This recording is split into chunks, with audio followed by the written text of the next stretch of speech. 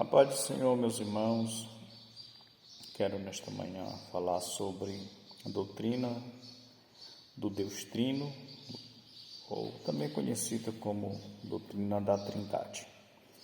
Há muitas pessoas que tentam definir a Trindade, vão dizer que Deus é a plenitude da Trindade, da divindade invisível, o Filho é a plenitude da divindade manifesta, o Espírito é a plenitude da divindade operando na criatura.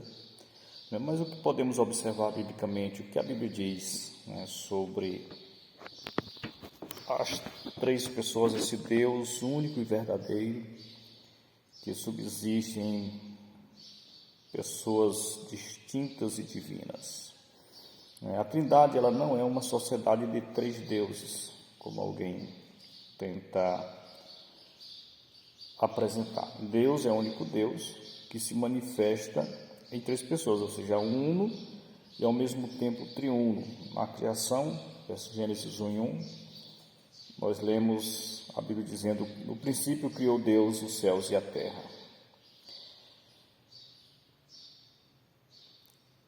Versículo 26, ele diz: façamos o homem à nossa imagem e semelhança.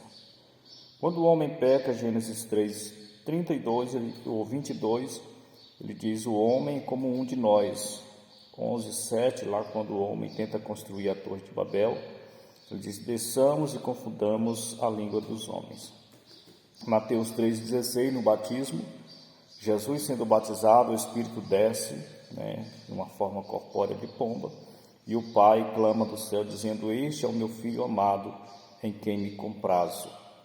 28 também de Mateus, versículo 19, na grande comissão, Jesus disse: ide, batizai, fazendo discípulos, ide fazer discípulos, ensinai, batizando em nome do Pai, do Filho e do Espírito Santo. Coríntios capítulo 13, 2 Coríntios 13, a bênção apostólica, que a graça do Senhor Jesus Cristo, o amor de Deus, a comunhão e a consolação do Espírito Santo seja com todos.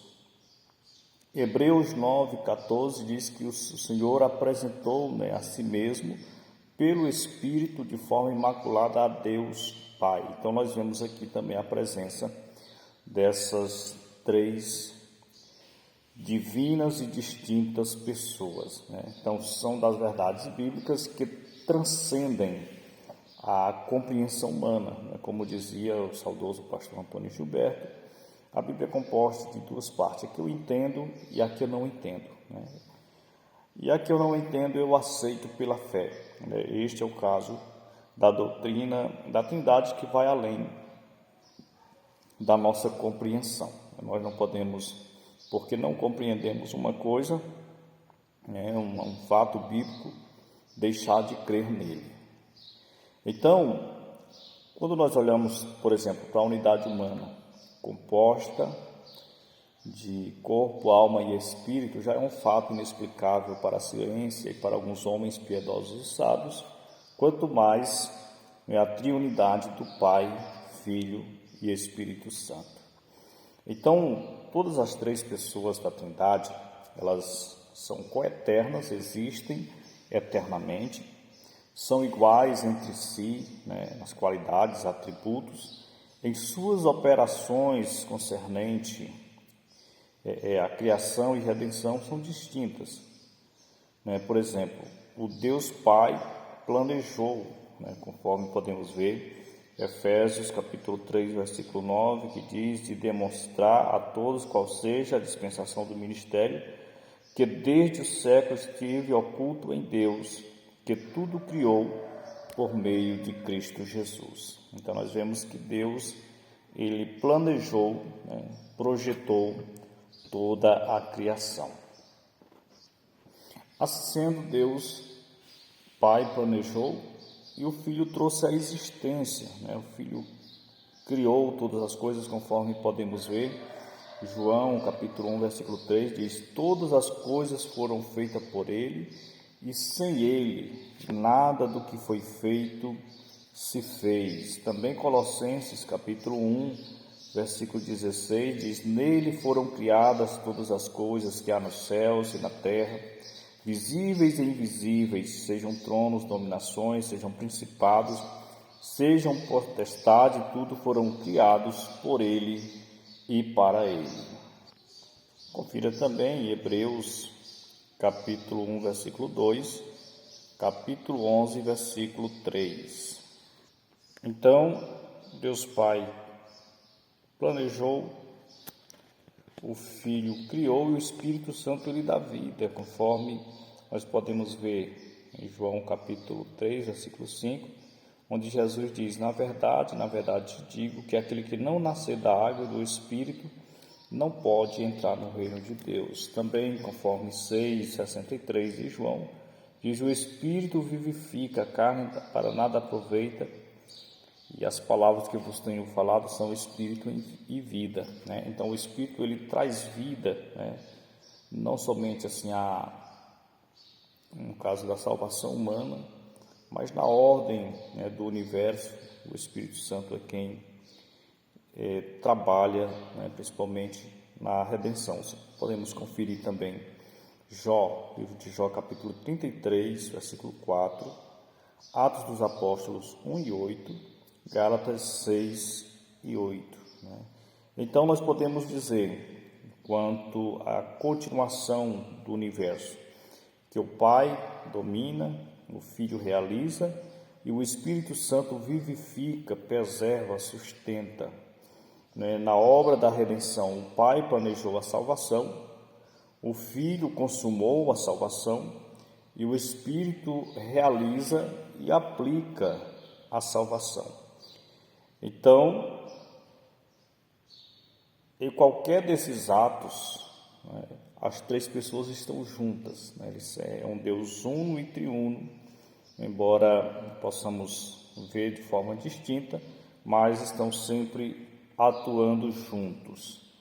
Então, quando Deus fala o fato na Bíblia, nós devemos crer, porque Deus, ele não vai estar trabalhando para satisfazer a curiosidade de pessoas curiosas, de especuladores.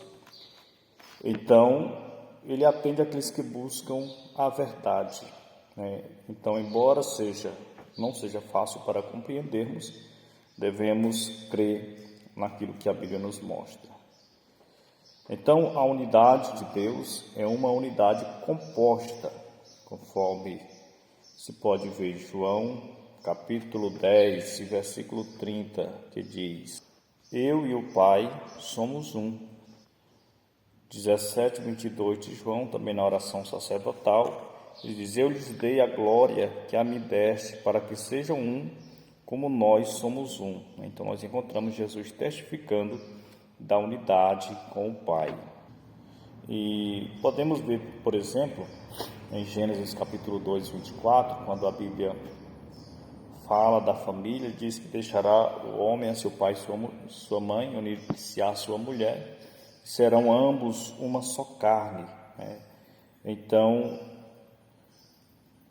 se há na esfera material essa unidade, né, concernente ao casal, há também na esfera espiritual.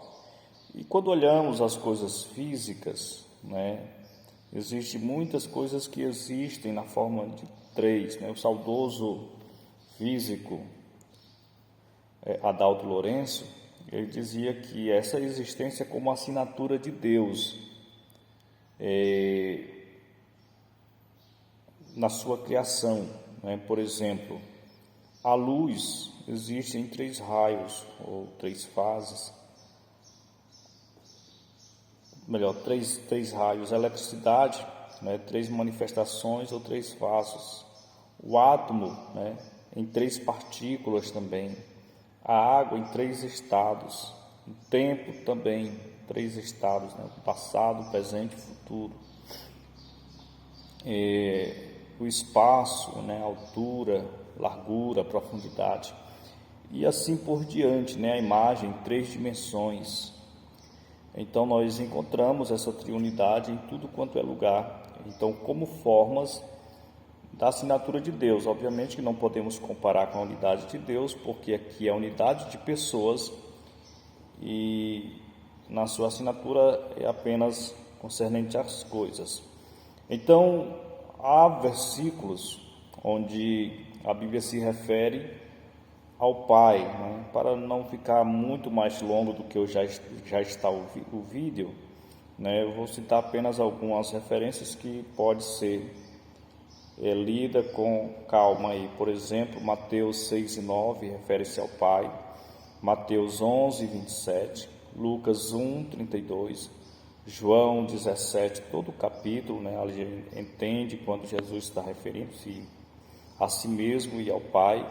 Romanos 5:6, Efésios 4:6. Referências ao Filho, né? Ao Deus Filho.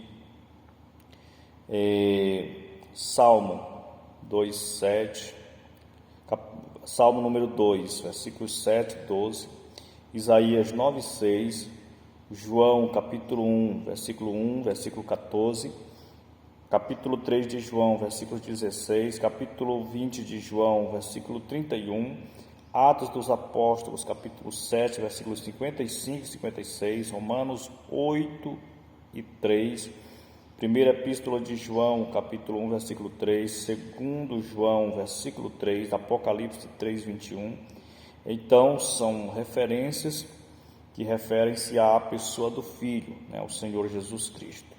Então, nós podemos falar de algumas qualidades ou fatos sobre a realidade de Jesus. Os seus atributos divinos, ou seja, ele tem os mesmos atributos que o Pai, né? A eternidade, onisciência, onipresença, onipotência. Ele tem os mesmos atributos, né, com as demais pessoas da Trindade. Sua natureza, ele é tanto divino quanto humano. Seus ofícios, ele foi profeta, sacerdote e rei. Sua obra, a redenção da humanidade. Sua distinção com o Pai. O Filho é pessoa divina, distinta do Pai. Podemos ver 2 João, versículo 6, 1 João, capítulo 1, versículo 3, Romanos 8:3, Marcos 1:1. Pois bem, o Deus Espírito Santo, ele não é apenas uma influência, né, um poder, uma energia, uma unção, mas é uma pessoa real. Em João, capítulo 16, versículos 6 e 7, está escrito que ele veio para substituir Jesus. E se Jesus é uma pessoa, para o substituir tem que ser outra pessoa, né?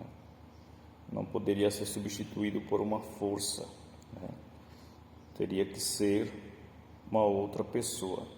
Então o Espírito Santo, ele é mencionado em conjunto com outras pessoas da Trindade, né? Como já falamos, em Mateus 28:19 fala do batismo. Na unção na bênção apostólica de 2 Coríntios 13:13, o Espírito Santo é citado juntamente com as demais pessoas da Trindade. Atos, capítulo 15, versículo 28, nós temos a frase: pareceu bem ao Espírito Santo e a nós, né, referindo aqui aos obreiros, né, em Jerusalém. Portanto, né, se você se considera uma pessoa, e eu me considero uma pessoa, tenhamos certeza que o Espírito Santo também é uma pessoa. O Espírito Santo fala, Ezequiel 2:24, Atos 2:29, Atos 10:19. E ele é referido pelo Senhor Jesus com o pronome pessoal ele, né? Um pronome pessoal que é utilizado para referir a pessoas, né? João 14:26, 15:26 também de João, e ainda João 16, versículos 8, versículo 13 e versículo 14. Então, ao Espírito Santo são atribuídos atos pessoais, né? E sendo também afetado por atos de outros, né? Como ele pode se entristecer, né? Se alegrar. Eu recomendo a que leia Gênesis 6 e 3, Mateus 4 e 1, Mateus 12, 31 e 32, Atos 5 e 3, né? Quando diz que Ananias mentiu ao Espírito Santo, Atos 7, 51, Atos 13, 2, Atos 16, 6 e 7, Atos 28, 25, Romanos 8, 26 e 27, 1 Coríntios 12 e 11, são referências que falam do Espírito Santo, que ficou bem claro que ele é uma pessoa, né? Então, operações do Espírito Santo. O Espírito Santo regenera o pecador. Tito 3, 15. O Espírito Santo habita no crente. João 14, 17. João 20, 22. Romanos 8 e 11. Ele enche o crente no batismo, né, com o Espírito Santo. Por exemplo, Mateus 3, 11. Lucas 24, 49, Atos 2, 1 ao 4.